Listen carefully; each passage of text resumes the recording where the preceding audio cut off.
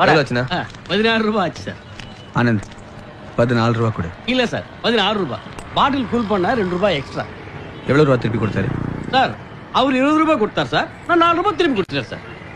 இல்ல அதெல்லாம் இல்ல, ₹14 எடுத்துட்டு பாக்கி திருப்பி கொடுங்க. இல்ல சார், ₹2 எக்ஸ்ட்ரா கொடுத்துதான் சார் ஆகும். எதுக்கு சார் ₹2?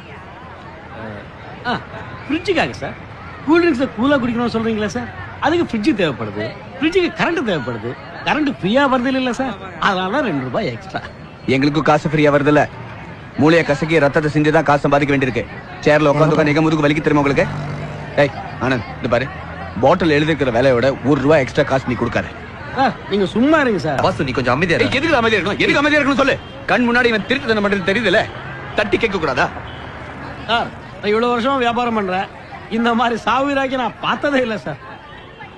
ஏய் யாரா சாகுராக்கி? யாரா சாகுராக்கி? வெக்கம் இல்லாம கஸ்டமர் கிட்ட இந்த ₹2 திருடி சாப்பிடுற நாங்களா சாகுராக்கி? இவங்கள மாதிரி ஆளுங்க சும்மா இருக்காங்க, அதான் நீ ஏறி மதிக்கிற. நீ ஒரு நியாயமான வியாபாரியா இருந்தா ₹2 எடுத்து குடுறா.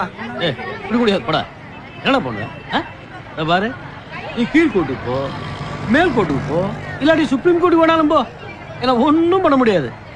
இங்க ₹2 எக்ஸ்ட்ரா கொடுத்துதான் ஆகணும், கொடுத்துதான் ஆகணும். கொடுக்க முடியாது, ₹2 கொடுக்க முடியாது. என்ன பண்ணல?